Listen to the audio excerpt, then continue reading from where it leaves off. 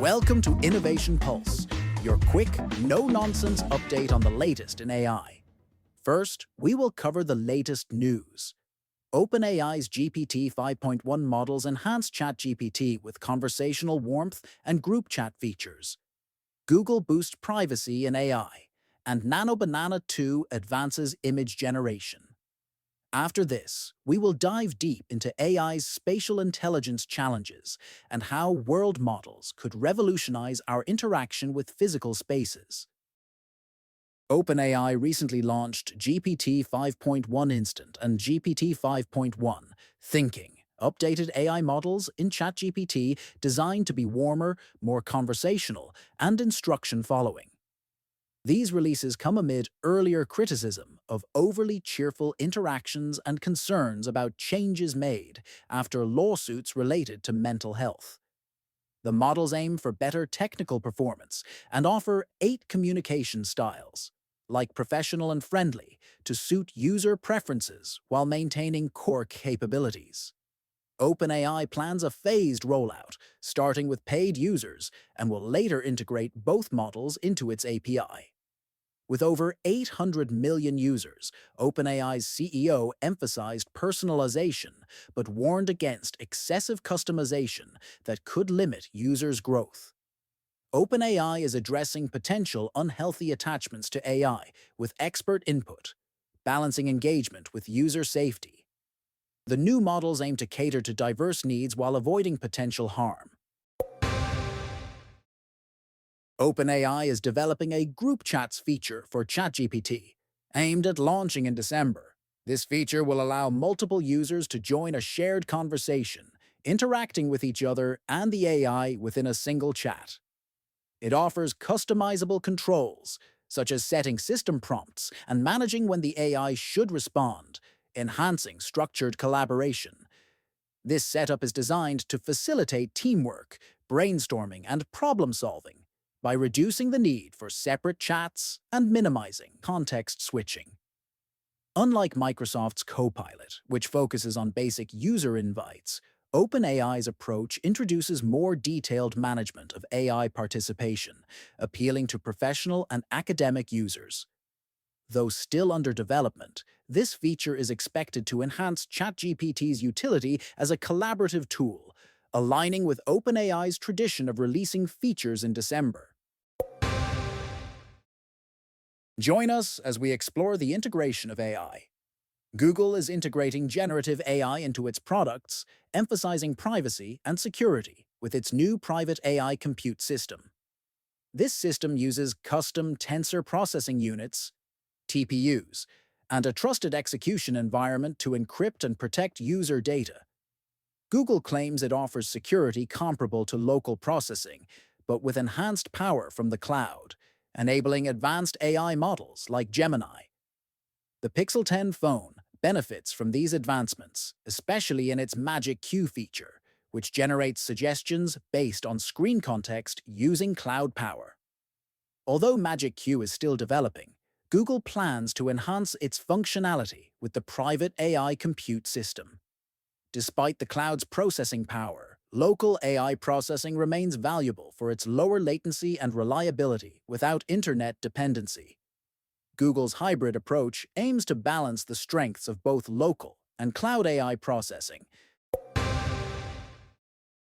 NotebookLM is enhancing research capabilities with new features for finding and using sources effectively.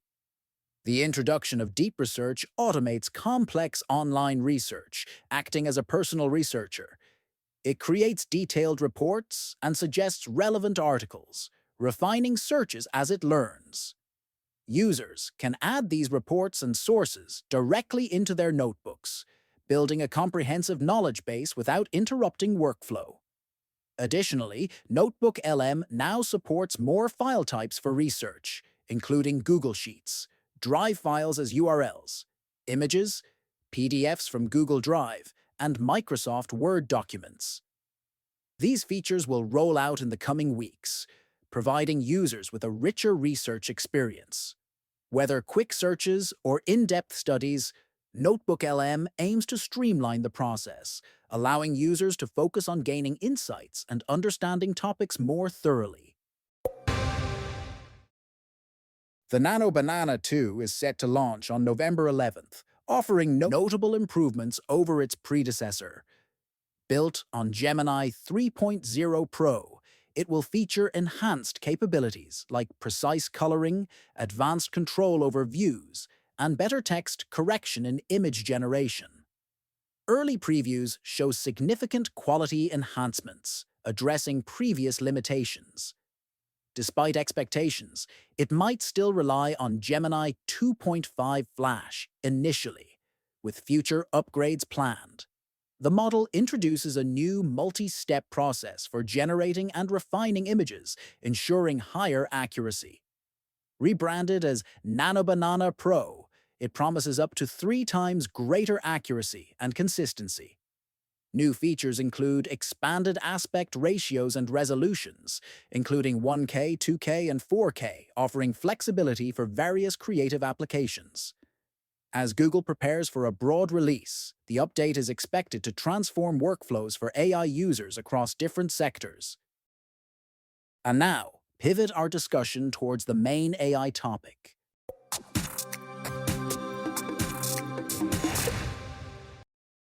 Welcome back to Innovation Pulse. I'm Alex, and today I've got something that's going to completely reshape how you think about artificial intelligence. We're talking about a capability so fundamental to how humans understand reality that we don't even realize we're using it constantly, but current AI, it's basically blind to it. And joining me to unpack this is Yakov Lasker, who's been diving deep into the latest developments in AI. Yakov, welcome. Thanks for having me, Alex. And look, I know people are getting tired of hearing that AI is about to change everything again, but here's something wild. Right now, at this very moment, you could ask ChatGPT to describe what happens when you toss your keys across a room, and it'll give you a beautiful, eloquent answer. But if you actually asked it to predict the trajectory, to understand the physics of that motion in three-dimensional space, it would fail spectacularly. Wait, really? Because these models can write code, analyze complex documents, even generate images now. Exactly. That's what makes this so fascinating. We've built these incredibly sophisticated language models, but they're what Fei Li calls wordsmiths in the dark, eloquent but fundamentally ungrounded in physical reality. And she should know. She's the Stanford professor who created ImageNet, which basically launched modern AI as we know it. Oh, the ImageNet that everyone credits with the deep learning revolution. The very same. And now she's saying, we've hit a wall. She founded a company called World Labs early last year specifically to tackle what she believes is AI's next frontier, spatial intelligence. Okay, but spatial intelligence, break that down for me, because it sounds like just fancy terminology for understanding space. It is, but think about how profound that actually is. You know, when you park your car and you instinctively know whether you can fit into that tight spot? You're not doing math in your head. You're not calculating angles and distances. Your brain is running this incredibly sophisticated simulation of the physical world. You're imagining the narrowing gap between your bumper and the curb. Huh. I've literally never thought about that consciously, but you're right, it's completely automatic. Exactly. And it's not just parking. It's catching those keys you mentioned, navigating a crowded sidewalk without bumping into people, pouring coffee into your mug while half asleep. Every single day, we're processing this three-dimensional understanding of how objects relate to each other in space, how they move, how they interact. But here's where I'm stuck. We have computer vision now. AI can recognize objects and images, right? What's the difference? Oh, this is where it gets interesting. Current AI can look at a picture and tell you, that's a chair or that's a dog. But ask it to estimate the distance between two objects in that picture, or predict what happens if someone pushes that chair. The accuracy drops to basically chance. These models have no real understanding of three-dimensional space, physics, or how the world actually works. That's actually kind of shocking, because I've seen those AI-generated videos that look incredibly realistic. You mean the ones that lose coherence after about 3 seconds? Yeah, that's exactly the problem. They can create something that looks visually convincing in the moment, but they can't maintain consistency because they don't understand the underlying spatial structure. It's like the difference between memorizing a speech phonetically in a language you don't speak versus actually understanding what you're saying. Okay, so give me the why should I care moment here. Why does this matter beyond just making better AI videos? Think about everything we can't do with AI right now, despite all the hype. Autonomous robots that can actually function in normal homes? Still mostly science fiction. AI that could help accelerate drug discovery by modeling how molecules interact in 3 dimensions? We're barely scratching the surface. Immersive educational experiences where students could actually walk through a human cell and see how it works? Not really happening yet. And spatial intelligence is the missing piece. It's the missing piece. Fei Li traces this back to evolution, actually. She points out that long before animals could communicate with language or build civilizations, the simple act of sensing the environment sparked the entire journey toward intelligence. Perception and action. That loop is what drove the evolution of nervous systems, of brains, of everything we think of as intelligence. So, intelligence didn't start with thinking, it started with moving through space. Exactly. And here's where the argument gets really compelling. She talks about how spatial intelligence isn't just about moving around. It's foundational to human creativity and imagination. When filmmakers create worlds, when architects design buildings, when kids play Minecraft, they're all using this spatial intelligence to imagine and create. Oh, that reminds me of something. She mentions Watson and Crick discovering DNA's structure, right? How'd spatial intelligence play into that? Perfect example. They didn't figure out DNA's double helix structure by writing equations. They built physical 3 dimensional models with metal plates and wire, manipulating them until the spatial arrangement of the base pairs clicked into place. They had to physically work with objects in space to make that breakthrough. That's wild. So what's the solution? How do you teach AI to think spatially? This is where World Labs comes in. Fei Li and her co-founders are building something called world models. And this is not just incremental improvement. This is a fundamentally different approach to AI. Different how? So language models like ChatGPT are trained on sequential data, one token after another, predicting what comes next in a sentence. World models need to understand and generate entire 3 dimensional environments that obey the laws of physics, maintain geometric consistency, and can interact with inputs in real time. The complexity is orders of magnitude higher. Hold up. Are you telling me they're trying to teach AI to simulate reality? Not just simulate, understand, reason about, and interact with reality. Lee defines world models through 3 essential capabilities. First, they need to be generative, meaning they can create diverse virtual worlds that are geometrically and physically consistent. Second, they need to be multimodal, processing images, videos, text instructions, even gestures, just like humans do. And third, this is the game changer. They need to be interactive, Interactive meaning what, exactly? meaning if you give the model an action or a goal, it should predict the next state of the world. If you tell it, the robot picks up the cup, it needs to understand not just what that looks like, but how the physics works, how the environment changes, what happens next. It's predicting the future state of a 3 dimensional world based on actions taken within it. Okay, but let's get real for a second. This sounds incredibly difficult. What are the actual technical hurdles? Oh, it's massive. First, they need to figure out the training function. With language models, it's relatively simple. Predict the next word. But how do you create an equivalent for predicting the next state of a 3 dimensional world? Then there's the data problem. Language models train on text scraped from the internet.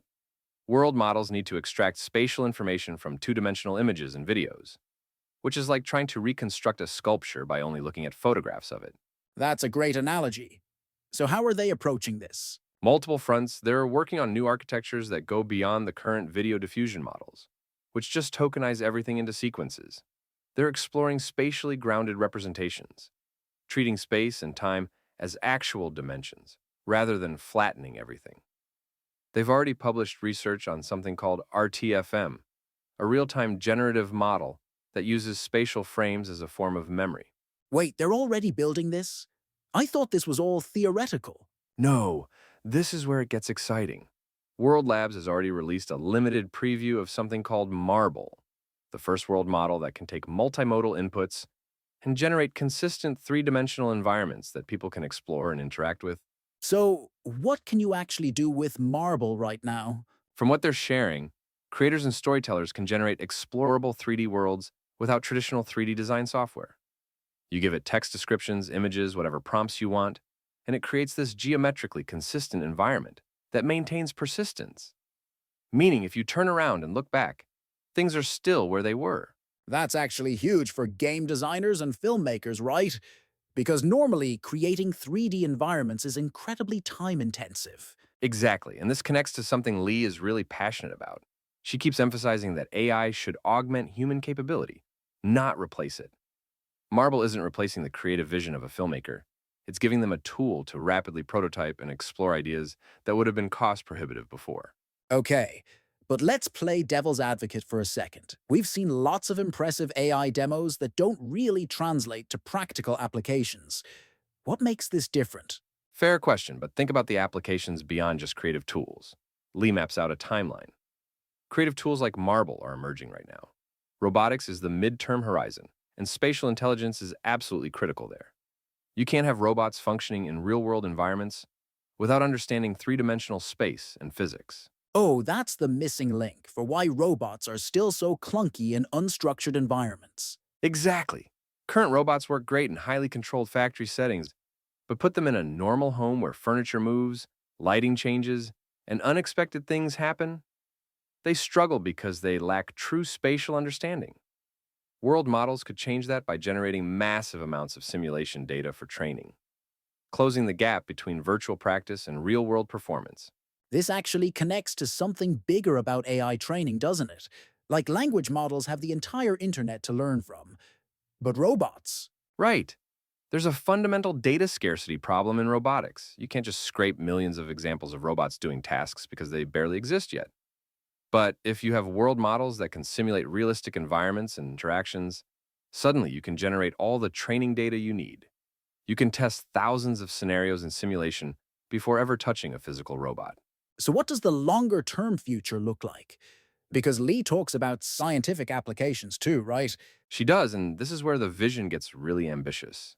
In scientific research, spatial intelligence could simulate experiments that are too dangerous, too expensive, or literally impossible to run in reality. Modeling climate systems, designing new materials at the molecular level, exploring environments humans can't physically access, deep oceans, distant planets, And healthcare. I feel like there's huge potential there. massive potential. Drug discovery is a big one, modeling how molecules interact in three dimensions to find new treatments faster. But she also talks about ambient monitoring systems in hospitals and elder care facilities. Her students at Stanford have worked extensively with healthcare settings, and she's convinced that spatial intelligence can help caregivers and patients without replacing the human connection that healing requires. That's an interesting distinction. Augmenting rather than replacing. It's central to her entire philosophy. She's very explicit that extreme narratives about AI, either utopia or apocalypse, miss the point. AI is developed by people, used by people, governed by people. It should extend our capabilities, make us more creative, more productive, more fulfilled. That's what drives her work. This is fascinating. But I want to bring it back to something concrete for our listeners. What's the practical takeaway here? Here's what strikes me. We're at this inflection point where the next generation of AI won't just be about processing language or recognizing patterns in data. It'll be about understanding and interacting with the physical world in ways that actually mirror how humans think. When that happens, the applications touch everything: how we learn, how we create, how we design products, how we conduct research, how we receive medical care. And for someone listening right now, maybe working in tech or just following AI developments, what should they be watching for? Watch what happens with world models over the next few years. World Labs is making Marble available to the public soon, and that's just their first step. But beyond any single company, this represents a fundamental shift in what AI can do. We've had the language revolution. ChatGPT proved that out. The next revolution is spatial, and when it arrives, it's going to change which problems AI can actually solve. Because right now, AI can talk about reality, but it can't actually understand or interact with reality. Precisely. It's the difference between reading about swimming and actually getting in the water. And once AI can get in the water, so to speak, everything changes. So next time you effortlessly pour that morning coffee without looking, or parallel park in a tight spot, or catch something someone tosses you, remember that you're using a form of intelligence that took nature 500 million years to evolve, and that we're just now figuring out how to build into machines. That's spatial intelligence, and it might just be the most important capability we haven't given AI yet. And honestly, I can't wait to see what people build with it. Yakov, thanks for breaking this down. This has been Innovation Pulse, and we'll catch you next time with more ideas reshaping our world.